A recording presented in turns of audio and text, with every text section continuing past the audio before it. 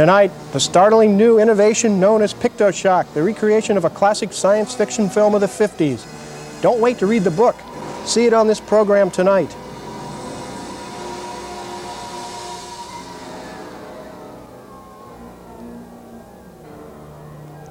In an effort to refute charges that the host of this program is chauvinistic, we will conduct an in-depth investigation of the star of tonight's film, Elke Sommer. Now, we single out this German actress solely for scholarly purposes and do not intend to exploit her in any way. And tonight's movie, it's Barren Blood, a 1972 release directed by Mario Bava and co-starring Joseph Cotten as a reincarnation of a sadistic madman. So, fans, there's plenty of torture and gruesome murder, plus all those other things you love to scream at in tonight's eerie edition of Creature Features.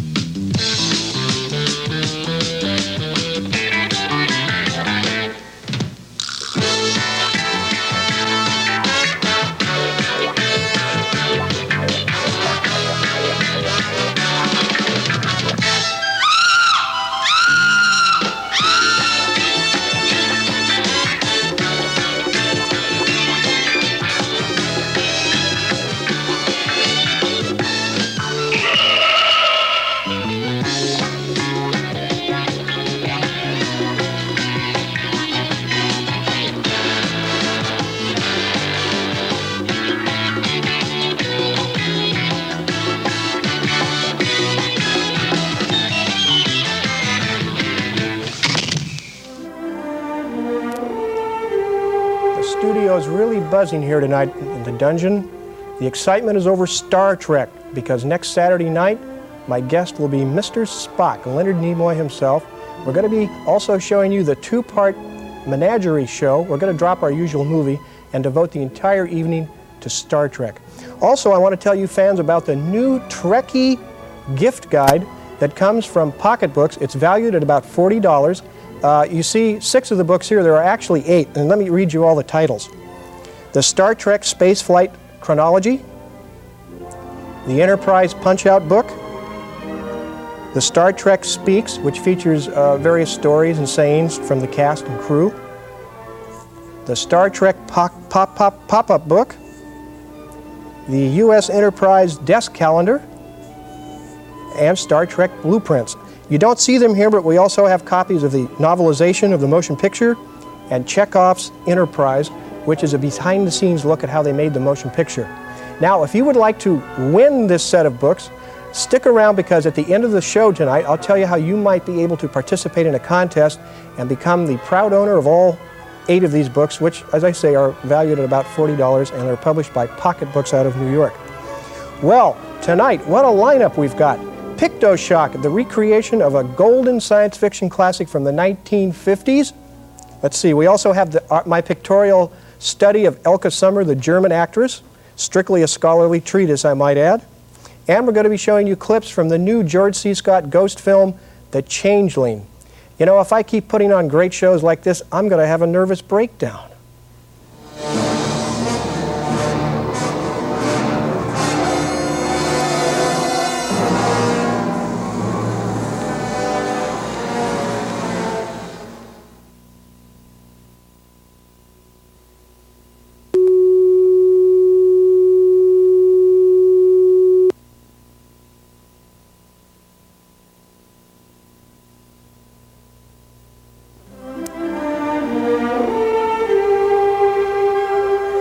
Well, here they are.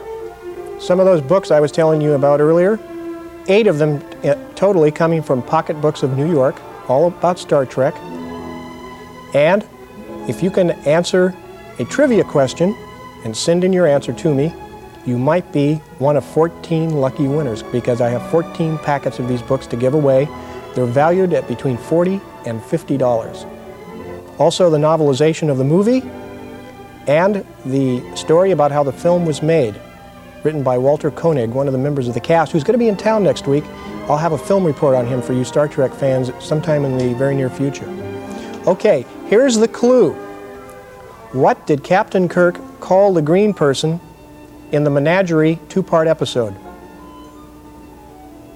What was the name Captain Kirk used to identify the green person in the menagerie? Now get your entry in before next weekend because we're going to be showing you the menagerie when Leonard Nimoy is here as my guest. Now, send your entries to me in care of Trekkie Gift Pack, Creature Features, number 1 Jack London Square, Oakland, 94607. Get them in early because in about 3 weeks we're going to have a drawing and I'm going to be announcing the winners right here on the show. Okay, there's a new ghost movie out called The Changeling. It was made up in Canada. It's about a possession in I guess a haunted house, and it stars George C. Scott. It also has Melvin Douglas in the cast, and we have a clip ready for you. We'll take a look at that right now, The Changeling. Will you tell us why you are not at rest? My father! Joseph, did you die in this house? My room. How did you die? Father, don't.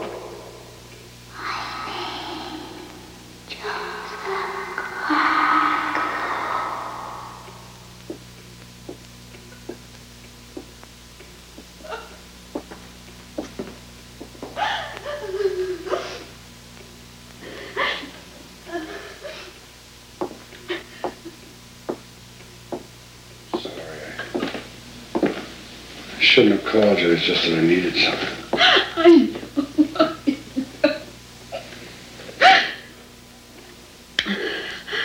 I wrote some words on the paper. I wrote sacred heart.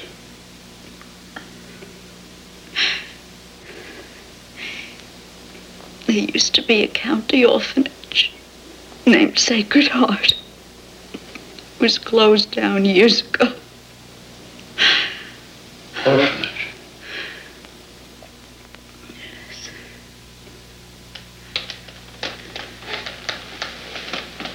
That child, Joseph Carmichael.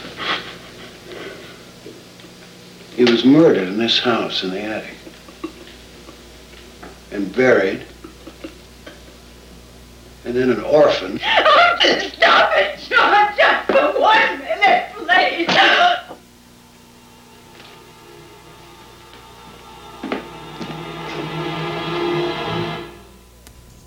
I wonder what they saw. Well, we're going to find out next week because 30 of you fans who wrote into me last week have already got your invitations in the mail, and we'll be seeing you Thursday night at that private screening for The Changeling. We'll find out what was going on there. Another little announcement to make. Spider-Man is going to be appearing at the Marine World Africa USA amusement park Saturday, March 29th through Sunday, April 6th during the 3rd annual Sneak Preview Week. So all you kids who would like to meet Spider-Man, get an autograph, better get over there because he has to get back to Marvel Comics, get back in those stories.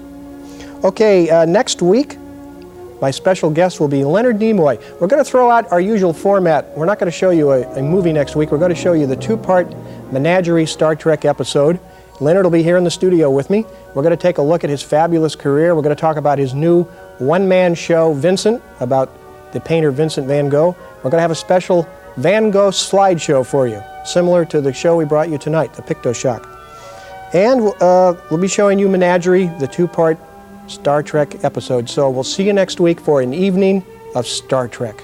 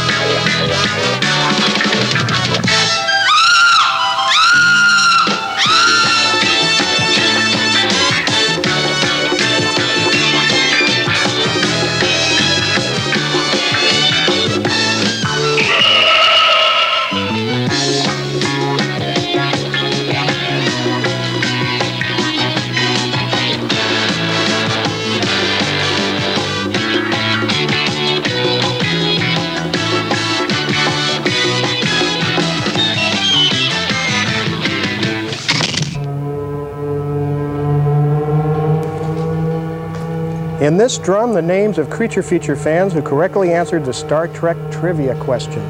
Tonight, 14 of you will be winners of the Star Trek book pack. 8 publications from Pocketbooks valued at $40. The tension is mounting here in the Channel 2 dungeon. Star Trek fans, stand by. Tonight you will see this lovely young Hollywood stunt woman, Paula Crist, become an alien before your very eyes, just as she appeared in Star Trek the Motion Picture. Here's another lady with 2 faces, Olivia de Havilland, who portrays look-alike sisters, one good, the other evil, in the 1946 Freudian whodunit Dark Mirror. And now, the TV series that is a dark mirror to your own desires, for monsters, mayhem, and movie madness, hosted by a man who should never look in a mirror, the show known throughout the galaxies as Creature Features.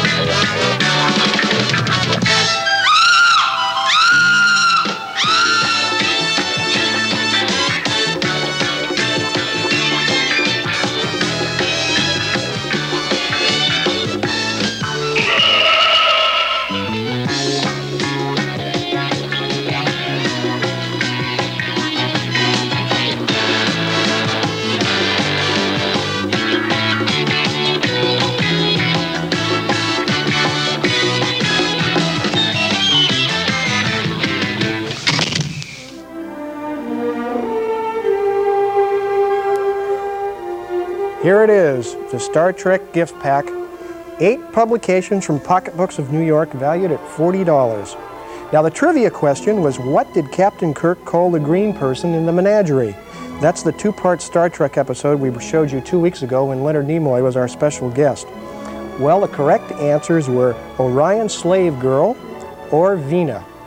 And if you answered to either one of those, your name has gone into this drum here, and we're now going to draw the first 2 lucky winners. Here we go.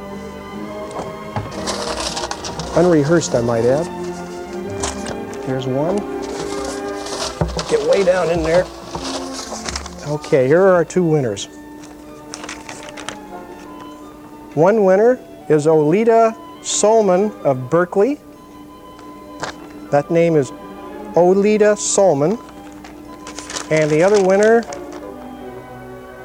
Roberto Martinez of Fremont. You'll be receiving your gift packs in the mail very shortly. And later tonight, we're going to be drawing some more names until we have 14 out of that bin. Well, tonight's movie, Dark Mirror, I don't know quite why I have this movie. It's really not a Creature Features film. There are no monsters, there are no axe murders. There's nothing that you normally associate with this program.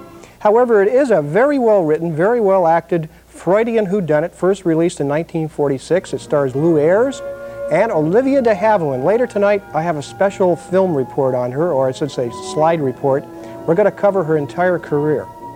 Okay, also here with me tonight is a member of the Star Trek motion picture cast. You're going to meet her in full makeup. You're going to see her exactly as she looked in that motion picture. And I have David Douglas here with me, an amateur filmmaker from Santa Cruz. We're going to take a look at some scenes from a movie called There Goes the Sun. And there goes the signal for me to shut up and get off so we can get to our movie, Dark Mirror. I'll see you a little bit later.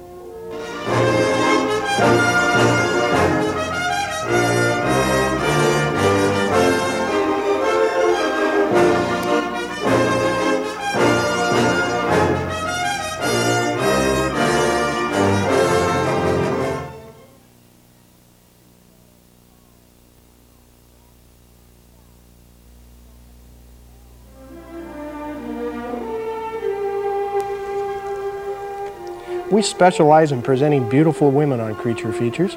In fact, we go out of our way to find them. Nothing is too troublesome to keep you fans happy. We recently discovered Paula Crist, who is an actress and Hollywood stunt woman. But tonight we cannot bring you Paula in all her beauty. Instead, we present Paula Crist as the alien life form from Star Trek the Motion Picture. Paula, how long does it take you to get ready to put on all this complicated makeup? It takes about 3 hours to do all of it. Now, once you're into the makeup, you stay in it for long periods of time, like a couple of days? When I'm on the show tour, but when we're filming, no, it's removed every day and re-put on the next day. Wow, that's how long, and it must take a long time to get off, too, as long to put on as to get off? About 2 hours. Wow, that's like 5 hours just to get in and out of the makeup. Is it worth it? Do you get a thrill from doing it? Well, not a thrill, as you might think of it, but it's an acting challenge to create something that is totally different from yourself. Well, you brought some photographs, which I want to share with the fans, because it gives us a pretty good idea of what you go through, step by step, to get into makeup as the alien from Star Trek the Motion Picture. This is Zira from Planet of the Apes. Okay, let's start up here. This is you getting ready. Yeah, that's... Okay, now what's that first layer you're putting on there? What it is, this is the appliance here, and then I'm adding color to blend my own skin into the now ape type of character that I'm going for. The next one over, the last one, is adding the ears. Then you see me adding the wig here, then the hair pieces to form the ape-type features with all the hair, and the last piece is showing you the finishing touches, and of course all the makeup and paraphernalia. Now, what we just saw was Zira. You played two roles. You do the Star Trek makeup, as we see now, and Zira. And you're making you're not here today just for my fans. I wish I could say you were, but you're making a personal appearance. You want to tell us about that? On Thursday and Friday, I appeared as the character you see now, which is from Star Trek the Motion Picture. And then Saturday and Sunday, I will be appearing as Zira, the character from Planet of the Apes. Okay, and that's at the 21st Annual Santa Rosa Motorcycle and Car Show, which winds up tomorrow at the Sonoma County Fairgrounds, right? Right. Okay, so all you fans will have a chance to see Zira tomorrow, correct? Correct. Okay, well, how did you become a stunt woman? How did you break into that field? Well, I used to be a gymnast. In fact, I hail from Sacramento, California, and I used to be a gymnast and do theater and everything, so I decided, well, maybe the easiest way to break in, since I'm not, well, right now not anyway, a raving beauty, to go into stunt work, and that would give me the connections, etc., meeting of the people. So now I'm swinging into acting as well, and I'm getting more parts as myself and doing stunts too, but more into the acting. In fact, I currently got cast as the lead in a play in Los Angeles, which I'm rehearsing for now. Well, you have a fascinating list of credits. Many titles that the fans of this show will be familiar with. You've been in The Car, you were in The Swarm, Irwin Allen's Swarm, The Heretic, Battlestar Galactica, you were in the Planet of the Apes motion picture as an ape and as one of the humans. You were in a little film called The Dark, which we saw about a year ago here in San Francisco. You've been in 1941, the new Steven Spielberg film. Kentucky Fried Airplane, that hasn't been released yet, I take it. That's the new one. And The Gong Show movie, which hasn't been released yet. In The Gong Show movie, I played an 80-year-old lady. 80 years old. That's really something. What's your next assignment going to be? Do you have any idea? Well, right now I'm up for 2 features, but I'm currently just involved in a play. That takes a lot of time. Okay. Well, I just want to remind the fans that they can see you at the 21st Annual Santa Rosa Custom Car, Motorcycle, and Boat Show at the Sonoma County Fairgrounds. That's tomorrow all day. She'll be appearing as Zira from the Planet of the Apes. Thank you very much, Paula. We'll be looking for you, if we can find you, in some of those horror movies that are coming out. Okay, don't go away yet. Stick around, because we're going to draw 2 more winners from our Star Trek trivia contest. Here we go. This is for those 8 books, Star Trek books.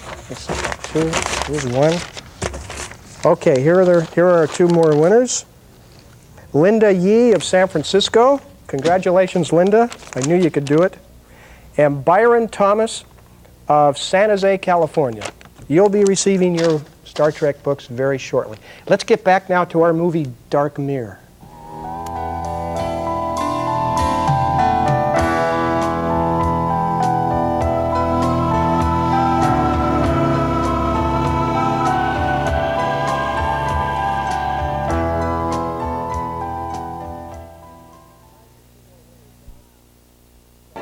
Time for 2 more winners now for the Star Trek gift pack. Here's our first winner. John Stanley. I don't think that would be fair. Let's see. Here we go.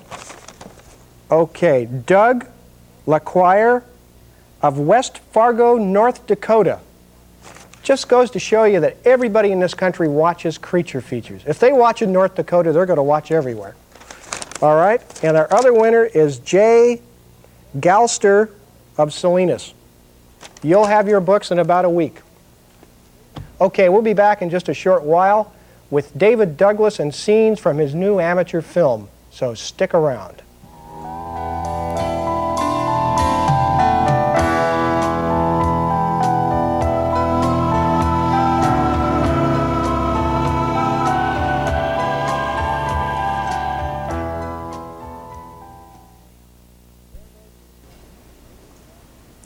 There Goes the Sun, a zany, fast-paced science fiction misadventure in which a mad scientist tries to make the world believe we're being invaded by men from the sun. A new amateur film written and produced by David Douglas and Terry Dietz of Santa Cruz. And here to tell us about it is David Douglas. 26 years old, ambitious, ready to go out into the world and make movies. You must be crazy, David.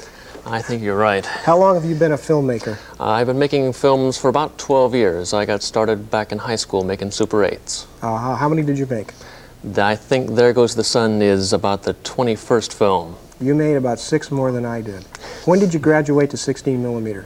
That was about 5 years ago. Terry Dietz started going into 16 and I went right along with him.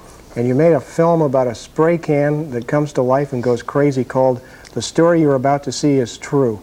Is that true? Yes, I didn't believe my ears at first. It turns out that aerosol spray cans have been developing an intelligent life. And whenever you spray them, you're spraying the guts out of them. So now they're fighting back. What is the motivation behind making There Goes the Sun?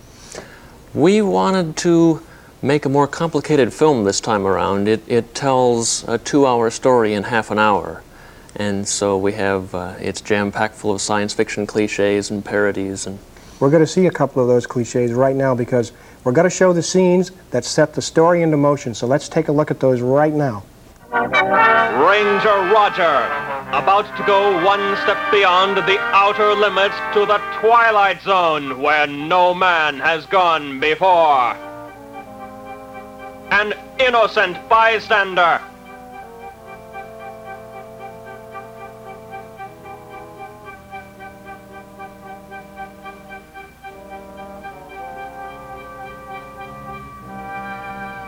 Nothing suspicious about that.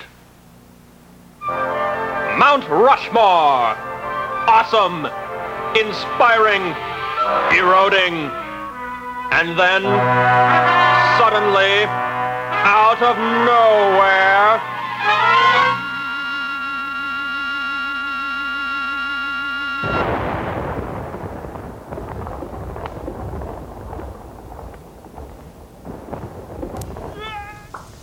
Well, David, that gives us some inkling as to what There Goes the Sun is all about. How much did that film cost you? Unfortunately, it cost us about $5,000. Now, are you going to be able to get your money back? Are you going to be able to do something with... Well, we are already sending it to several film festivals, and we're also aiming for the science fiction conventions and comic book conventions. Tell me about your partner, Terry Dietz, your partner in crime. Yeah, well, he produced the film, he put up the money for it, and he also did the camera work and the editing and building the sets. A labor of love? Yeah, yes. Everybody was involved. What's your next project going to be? We have just started collaborating on a new script for a feature-length film. You're going into feature film. A comedy, I take it? Yes, another comedy. A jungle adventure with voodoo and cannibals and all that good stuff. Okay, well, we here at Creature Features wish you good luck. A lot of amateur filmmakers come on this show. They see what it's like behind the scenes and they say never again, and they give up the whole idea of film entirely. But you look like you have the right kind of gleam in your eye to go on to other projects. Oh, we have lots of stuff in the works. So we'll be watching for future projects of yours. Okay, we have time just to draw 2 more names out of the bin here. Okay. Okay, Kevin Johnson of Vallejo, California. Linda Randolphy of Cupertino. One more. Let's do one more here. Damon Hill of Sebastopol, California. Okay, we're going to draw the rest of our winners after the show, but you'll all be notified if you're a winner. Couple of quick announcements. I love 3D movies, and Second Chance, a 1953 3D movie with Linda Darnell and Robert Mitchum, is going to be revived Wednesday through April 22nd at the Avenue Theater, and the address is 2650 San Bruno Avenue. That's in San Francisco. I'm going to be there Wednesday night, opening night at 7 o'clock to see the first feature, so come on down, we'll get in the old 3D glasses and see Second Chance. Also, Joan Vinge, the authoress of Snow Queen, will be autographing copies of her book Saturday, that's a week from today, 2 to 5 p.m. at the Dark Carnival Bookshop in Berkeley at 2812 Telegraph Avenue. Next week, a Japanese movie, so have some food brought in, okay? We'll see you next week.